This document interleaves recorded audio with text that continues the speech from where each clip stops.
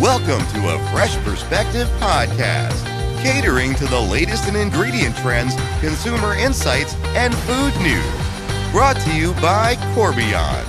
Welcome to the last episode of Fresh Perspective, a podcast that's all about food for 2020. This is our last one. That's so crazy. Oh, and I'm CJ. Oh, and I'm Jenny. Just in case you didn't know who we were. I mean, if they've been watching us this year, they probably do know our names. They know us like we were their family. And I have a question for those of you that listen and you. What's your favorite thing that happened in 2020? I mean, we all know about the bad stuff, right? We've been watching it on the news. Like, what's your one grateful?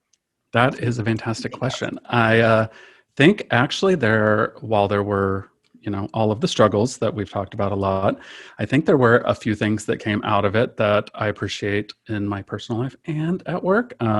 One, I think it drove the reminder that you want, like, to have people around you. Like, it encouraged this personal relationship again, where I want to seek out my friends, where before, they'd be like, hey, do you want to go have dinner on Friday night? And I'm like, yeah, I'd be tired. I kind of want to go home and take a nap, put on my sweats. And now you're like, oh, I wish I could see my friends. And so I think it's encouraged kind of just that reconnection and figuring out ways to still have those relationships when you aren't able to be in person. And then from work, I think it encouraged innovation. We've had to think of, we work in marketing, and so our whole life is about trying to connect with the industry and the people within the industries. And so I think it's really changed in 5 minutes. Yes. It's prodded everyone to start the things that maybe we had in the parking lot, like pipe dreams. Someday we would love to get to that. And now you're like, nope, it's here. We got to do it, or we're not going to be able to communicate with everybody. So I think that has been good, encouraging new and innovative things. Agreed. What about you? I think, well, first of all, good news. My husband and I are going to stay married.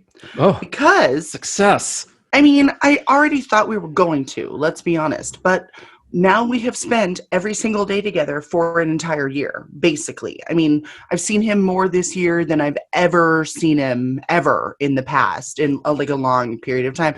We still like each other. We still want to watch movies and hold hands. And I'm like, yay! I did marry him 5 years ago, but it's like a nice little, hey. Reminder, you never have, never ever in the history of life have you probably on vacation for a week, but 9 months of 24/7 is a lot.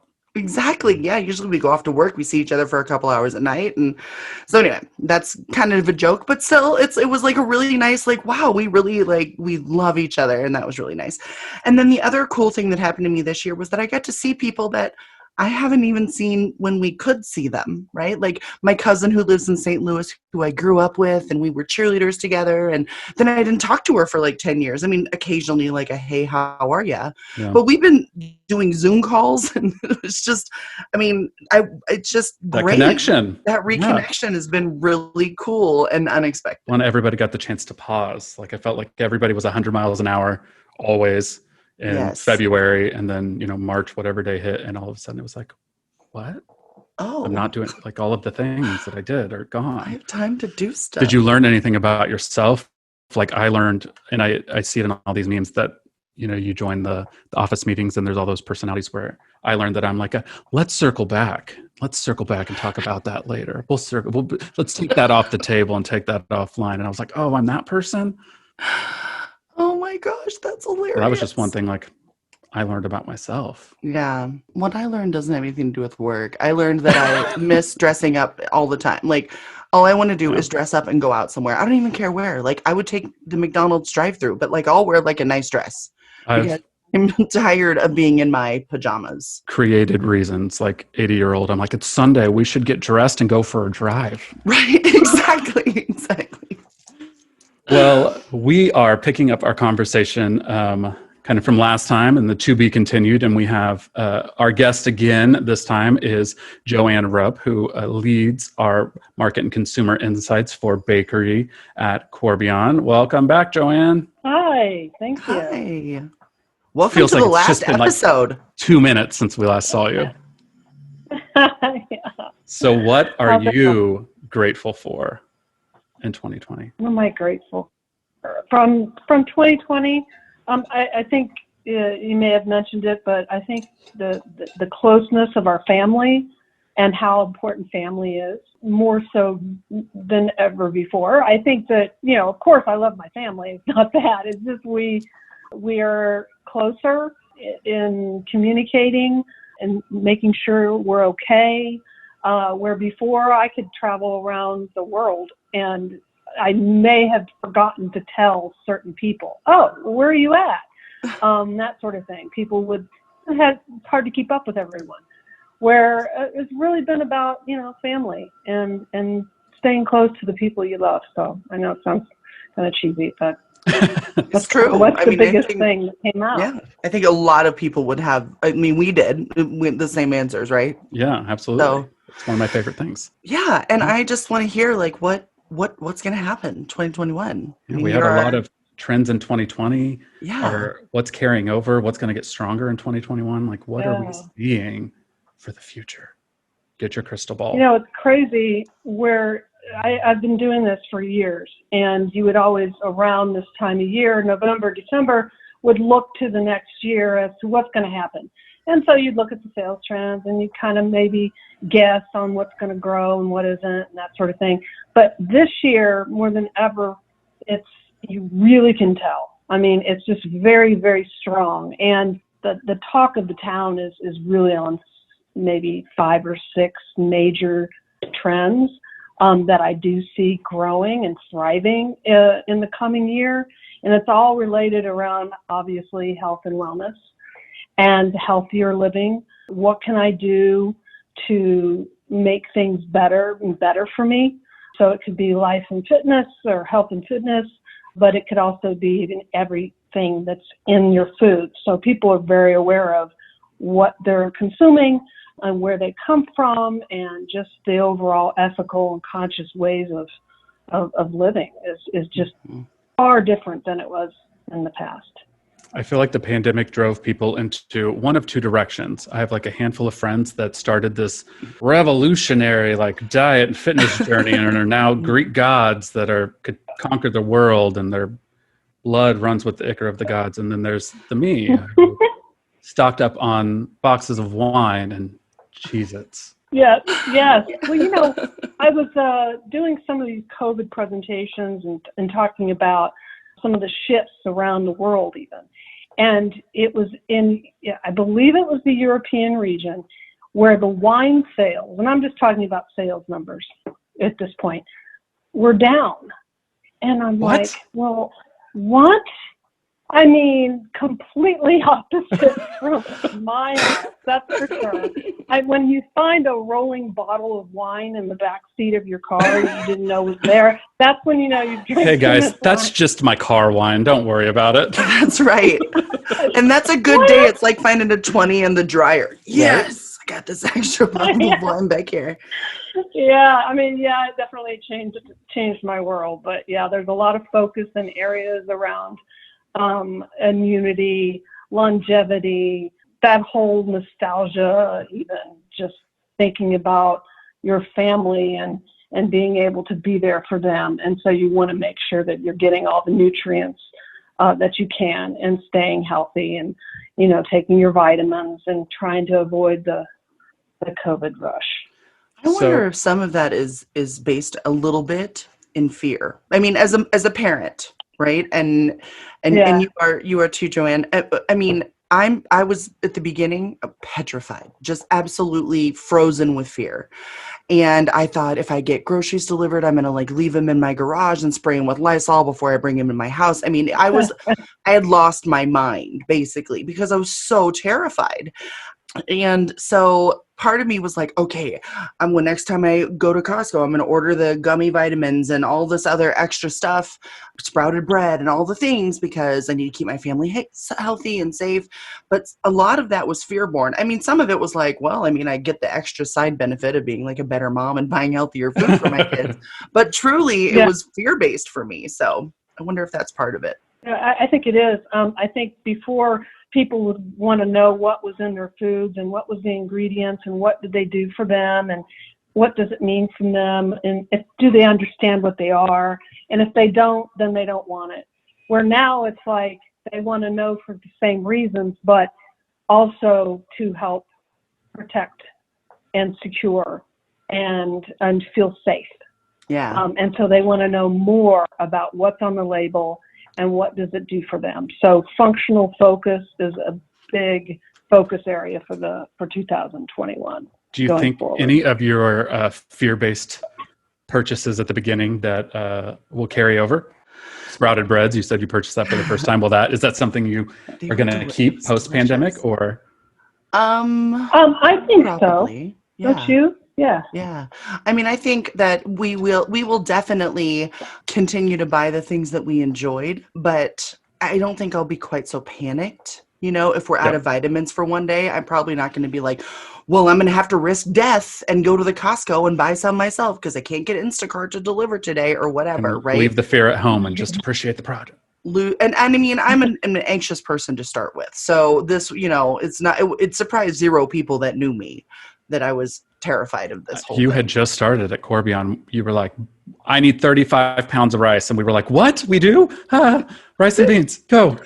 I scared everyone in the cafeteria one day. You need to buy baby formula and you need to buy rice. And somebody needs beans because that's protein that you can keep in your basement forever. It worked. Although I don't think you can forever, but I scared the crap out of a bunch of people. People were prepared then. See, it was legit. There's been a lot of products that just that are completely out, and I'd go back and see if they had more. You mentioned rice, and so it made me think of it.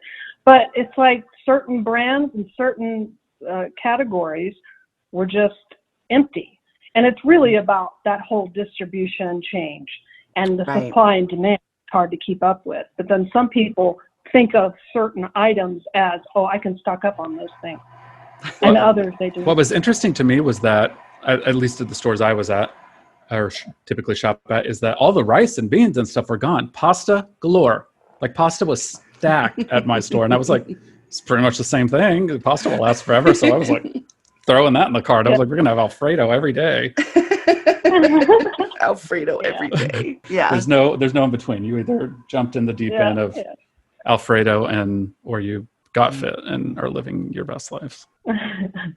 I do think some of that'll tail off as the vaccination starts. People are starting to get more comfortable in their skin again and being around people as we start to get out.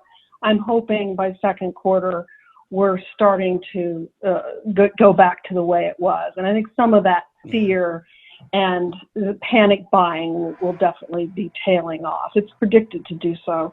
And I think it'll be more around experimenting, new ways of doing things, but also experimenting in everything like flavor and understanding the functional focus, like I had mentioned before. So understanding what all those mean. I want to talk more about that because that's always one of my favorite trends. But before we get into that, we've got to get into our segment, Eat, Save, Give. Now it's time for Eat, Save, Give, a thoughtful peek into the hearts, minds, and taste palates of our guests.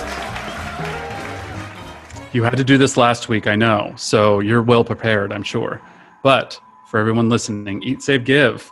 We are going to give JoAnn multiple foods. Yeah. She's going to have to decide which one she's going to eat, which one she's going to give away, and which one she's going to save for later.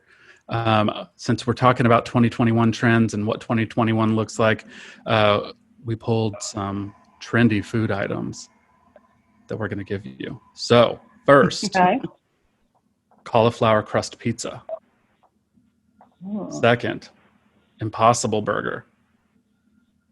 Third, chickpea-based ice cream. Eat, Save, Give. Says that's on the rise. I'm giving away chickpea ice cream. So to me, that is that was just a hard hummus. No.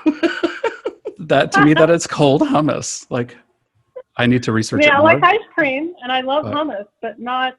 Isn't hummus just chickpeas? And tahini. Yeah. Anyways. There's a lot of ingredients that are like that, though. You can't taste them. So they're used for functional purposes, and you just think, but if I saw chickpea on my ice cream, I'd be like, oh, no. Yeah. So I'm going to give away the chickpea ice cream. I'm going to Eat, Save, Give. I did the give first, so I'm going to go eat. I'm going to eat the cauliflower pizza thing that you mentioned. Pizza thing that you mentioned. And then I'm going to do the other one. I'm going to, save that one. The Impossible Burger? That you said. Yes, the Impossible Burger. I'm going to save that one for later. That item that you said. I'm not very good at this, am I? Oh, Lord. I mean, I get why you forgot the ingredients, or because all of them sound horrible to me. I'm actually intrigued by chickpea-based ice cream. Like, I'm adventurous. I will try anything once. So I would probably try that. I mean, in this scenario, maybe not. Like, out of these three, probably not going to keep it. But I will probably give the chickpea-based ice cream away. I'm not going to save the Impossible Burger because old burgers sound weird to me. So I'm going to eat that. And then I'm going to save the pizza because cold pizza is fantastic. Mm-hmm. Mine's easy. I don't want any of them. You can have all of them. What? Do I have to play the game? Because gross, CJ. Where are you coming?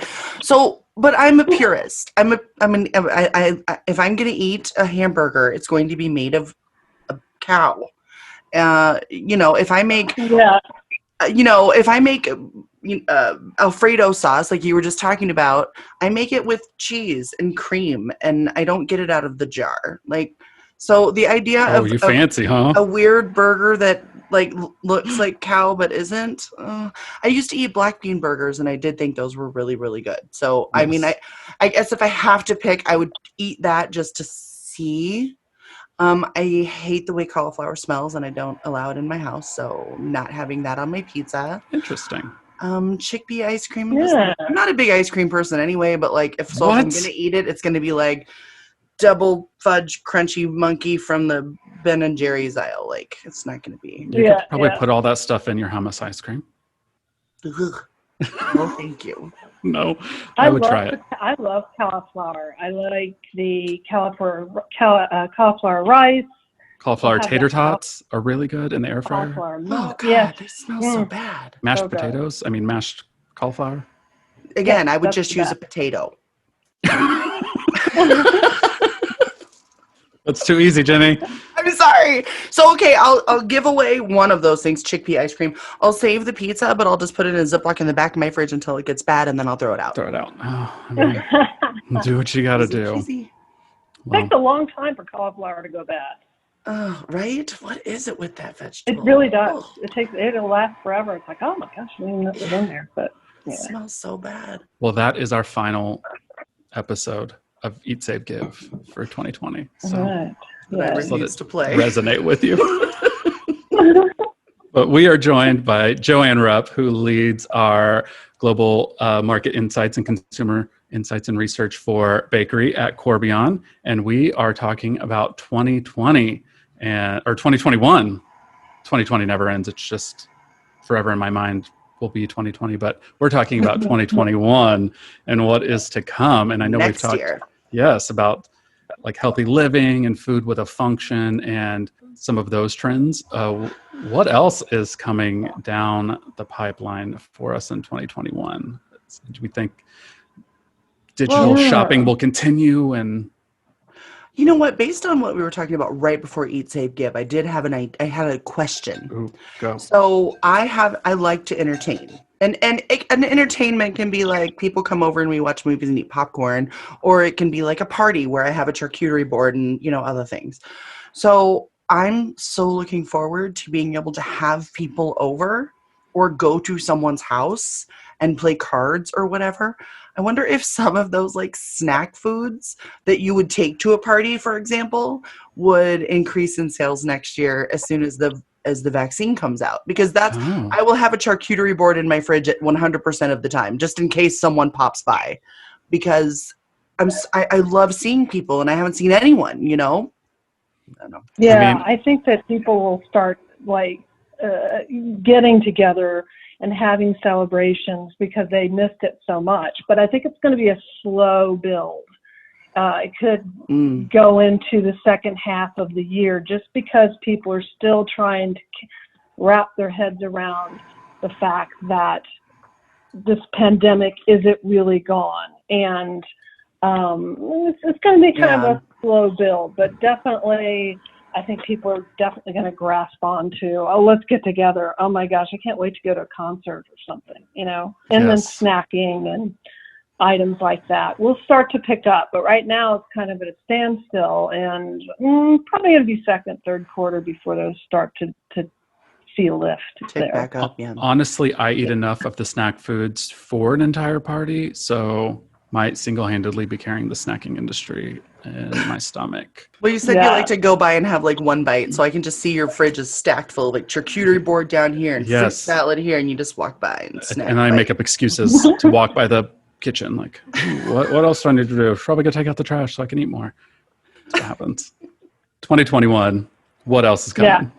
We talked about a lot of these, I think, but, you know, a lot of channel shifting, people shifting between shopping small store to large store, depending on where they live.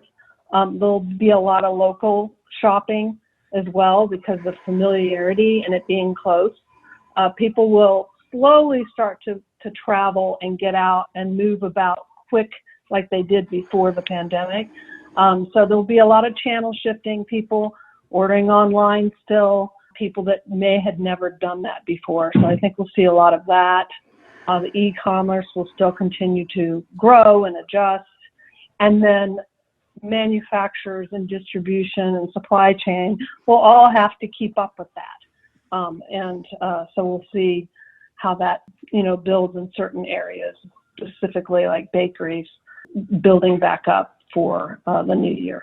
I actually just remembered the question that I had before we went to Eat, Save, Give. I Just know, popped back into my head. Wait, I was like, wait, your cat wants to be on the podcast. Did you see the cat? Your cat really wants to be on the podcast. Yes, he did. He walked right across. Luckily, he didn't step on the... knock the phone over, whatever it is. No, but one thing I was thinking and I didn't even flinch, did I? No, you didn't. You did really good. I'm over here. I was like giggling like a schoolboy. I was like, then I couldn't look at Jenny. I was like, don't look at Jenny or you'll laugh. I know, we do.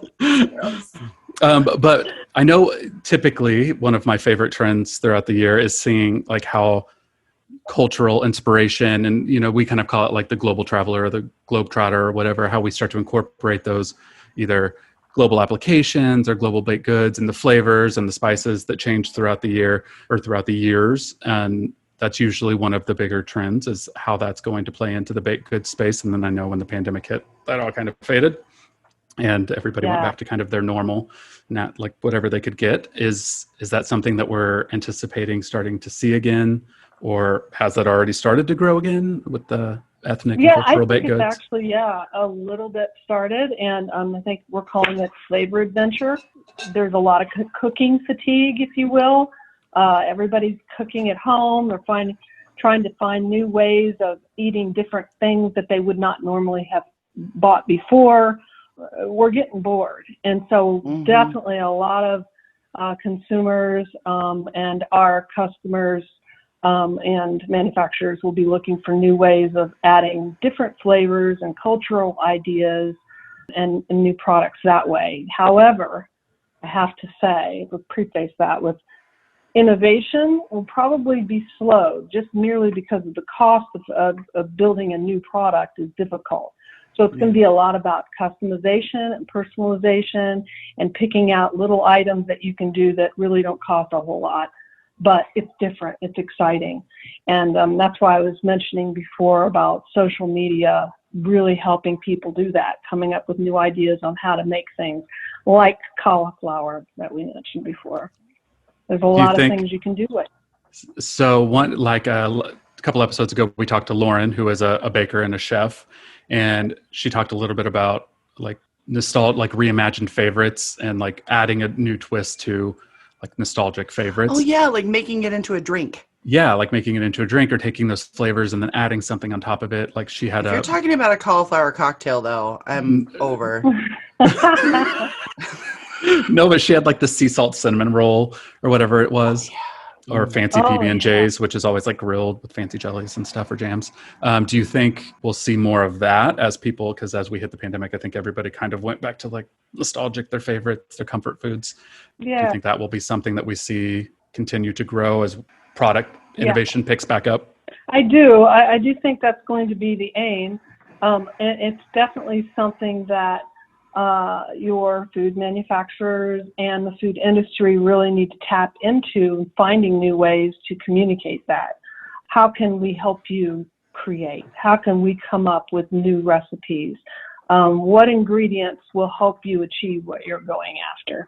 Definitely a very strong trend, and it's positive, and people will really, build on that. So if you're Hispanic or from Latin America and you have been away from home for quite a while, looking at some of those traditional family traditions that you used to come up with. So I think that kind of thing that people can tap into to share will be very, very strong, and people will love it. I don't know. Yeah. I forget we're on a podcast and we're not just talking on the phone. No, it's fantastic. That's how often I do podcasts. And I love it. We've already run out of time. So we want to thank you for joining us in the last episode of our season 1, year 1 of the podcast. But before we sign off, any final thoughts, anything else you want to add? I don't think so. I think we covered a lot and had a good conversation. Unless you had questions or anything else comes to mind. Jenny, anything from you? It's been an honor and a pleasure to do this podcast. It's literally been one of the highlights of my year. So I appreciate JoAnn and every guest we've ever had, because we've never had anyone that wasn't fabulous. And I appreciate you, CJ, being my partner in crime. It is been a hell of a good an year. Absolute pleasure. It is my favorite project that comes around a couple times a month. So me too. Well, thank you for joining us, JoAnn. We will definitely have you back in 2021 to keep us informed on all of the awesome things that are going on in the markets. And if you guys are looking for more information on what's going on for the holiday season or what's coming in 2021, or you just want to stay in touch with our glorious faces, you can like and subscribe to our podcast, or head on over to thebakerstake.com, where you'll find articles and videos and recipes on everything that we talk about here. And until then, I guess I'll see you in 2021. That's right. We'll see you next year. Don't forget, keep creating. Wink.